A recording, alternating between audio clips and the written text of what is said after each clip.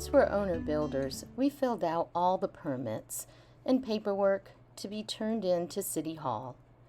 Then we put up our permit box. What took the longest, though, were the engineered plans, since we're in Hurricane Zone 1. It took about 3 months. During this time, we cleared the lot and brought in some road pack so that we could create a driveway down the center. Now the lot is prepped and ready to go. Getting our permits was an exciting day. It meant that we were ready to start building after all these months of waiting. The batter boards are placed in the 4 corners of the house, which have been pinned. This allows us to keep the house squared and leveled throughout the building process.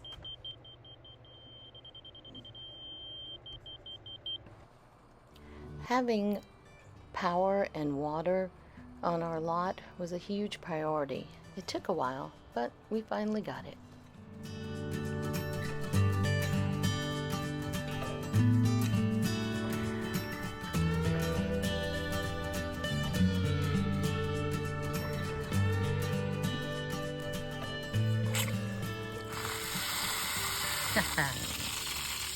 We got water.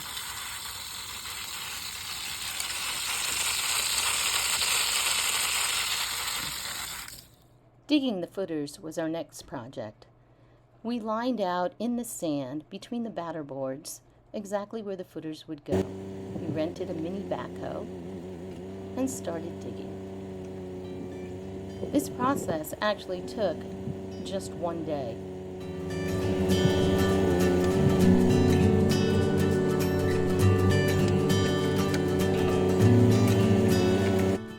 We did get it done, but it was like playing in a big sandbox. We even tried to have a little fun every now and then.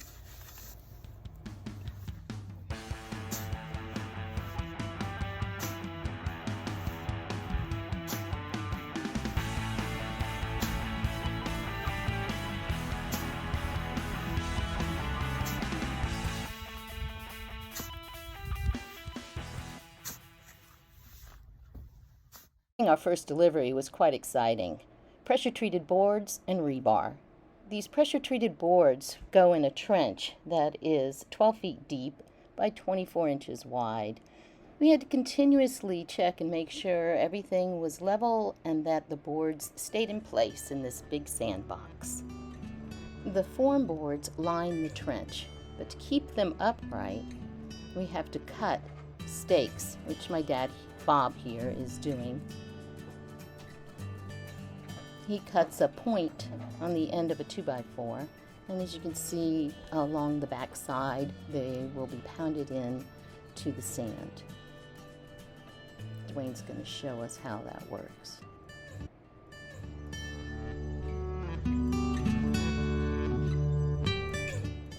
This keeps the form boards upright.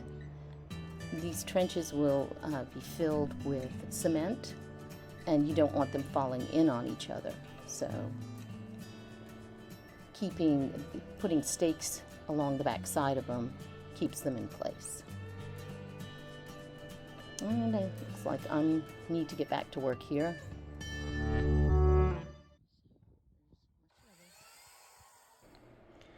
Okay, so we're getting ready to lay rebar, reinforcement bar. In order to strengthen concrete, it's usually reinforced with wire, or in these cases rods, metal rods. This is a 5/8 inch reinforcement bar. It usually comes in 20-foot lengths, but of course you need to go around corners. So what I've done here, or I'm doing here, is I'm taking 10-foot lengths, bending it at the 5-foot point, so it allows for a 3-foot overlap for the other rebar that will come up to it. The code had a requirement here for our footer to be 12 inches deep and 24 inches wide with 3 pieces of 5/8 rebar that are spread apart and held up by rebar chairs. You'll see that in some of the other videos. Bending 5/8 rebar is not easy, not with the device I had. There were more expensive tools that they have, you know, for the pros that do this every day. They probably wouldn't want to struggle like you see me here. But 5/8 rebar is pretty tough. This was not easy.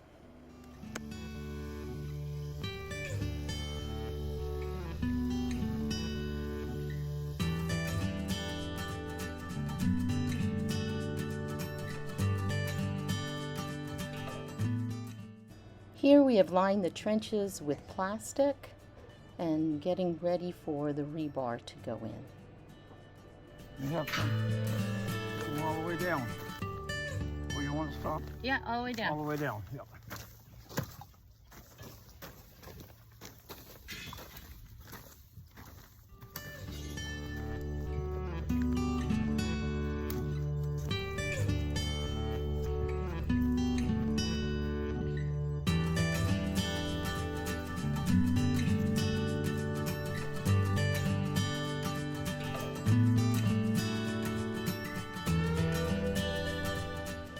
All right, so here you see the 3 rows of rebar. Here, even at the intersection, I use that bending tool to bend them, and right there at the corner, that's where those pieces that I previously bent will go in. The 3 pieces of rebar held up by the rebar chairs. Otherwise, your rebar would sit on the bottom and make contact with the earth. The idea is that the rebar is completely encased in concrete with no rebar exposed. Otherwise, you'll have rust, and then you'll have failure. Okay, here you'll see those cross pieces of 2x4. Those are actually at 32" on center, and they will hold up the upright rebar right there. That's actually number 4 rebar, and it's actually tied to the middle piece. That will actually go all the way to the top, and the block will go over that. Those pieces of wood going across, that one's a little out of place. We dug out and kicked it back later, but they hold the width of the form boards, and they actually hold the piece of rebar up. Now, some people will jam the rebar down into the wet concrete and hope for the best. We had a requirement the rebar be 32 inches apart. I wanted to make sure it was in a center so it didn't affect the block laying, since we are the block layer as well.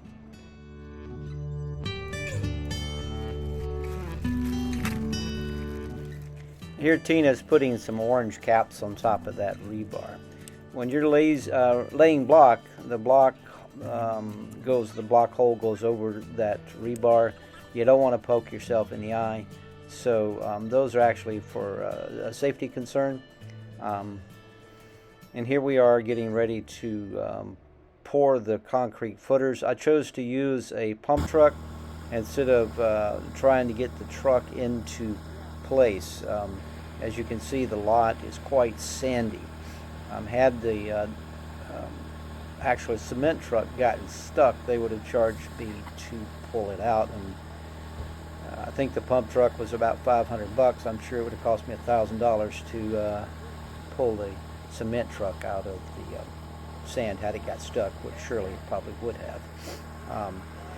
A couple of things about the form boards as we're pouring here is that the form boards are level, and so leveling the concrete out to the top of the form boards mean they're all level with one another. And we carefully laid out the form board so everything's level with itself. Some family members are helping here to level out the concrete, make it flat. Here we're screening the pad that will eventually become the steps.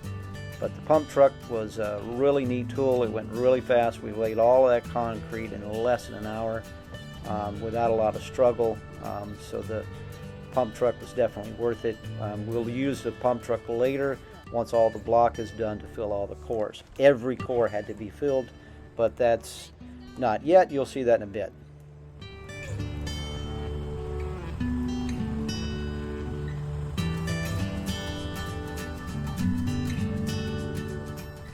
The block will lay on top of the footer.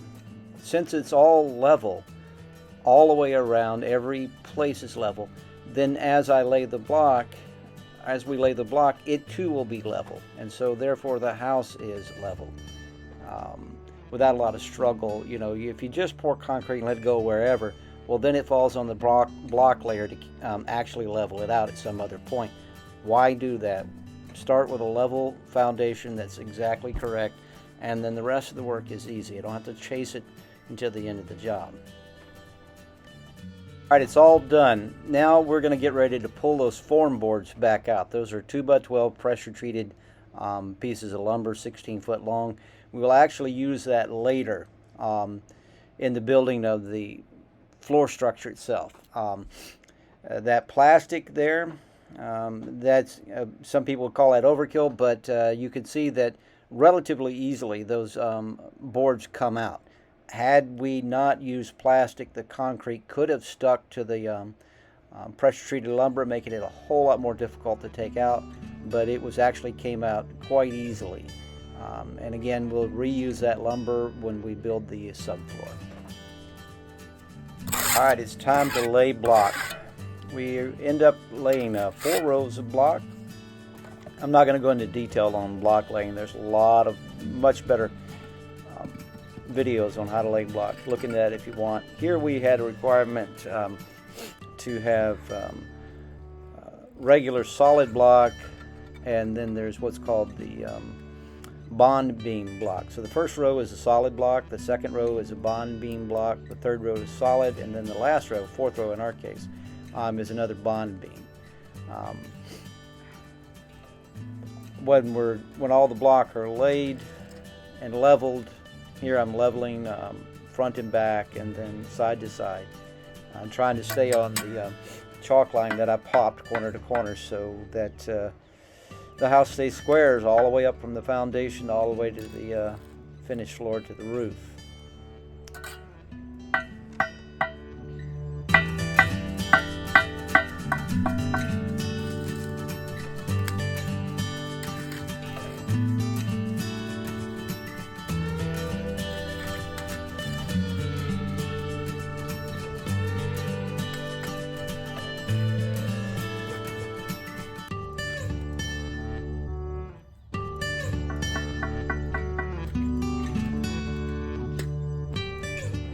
And the first row of block is complete. Here we have the barefoot supervisor checking on the job, and our other grandson helping out. He's making sure we're keeping up with the safety codes, helping Dad.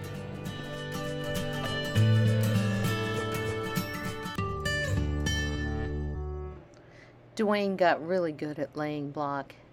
He laid almost every single block in this house because during this month of April,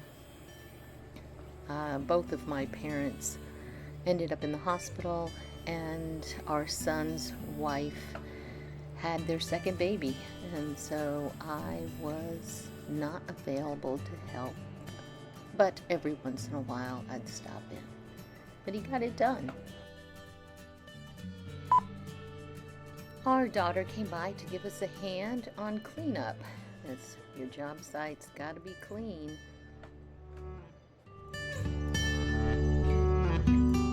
And with all 4 rows of block completed, on to the next task, which was anchor bolts. First had to cut a 2x4 into a small piece, and then need to make a hole into it. Because we live in a hurricane zone, these anchor bolts have to be placed every 18 inches apart. So here we are drilling holes into all the wood, and then we will take the anchor and we'll take a bolt and we'll put it through the piece of wood. So these having to be every 18 inches apart. The wood is just temporary because the core of those blocks is going to be filled with cement. So therefore we want to make sure that these anchor bolts stay in place. So once the cores are filled with cement, we'll remove the blocks of wood and the anchors will be left.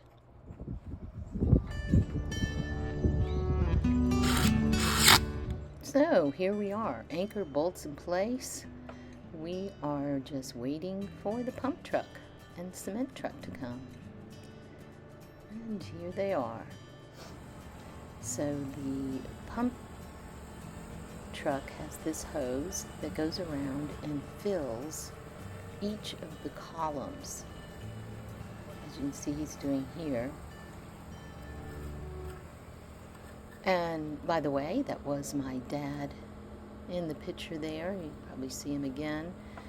He and my mother recovered nicely from their hospital stay and are doing very well. So each core is getting full, and the anchor bolts are being set.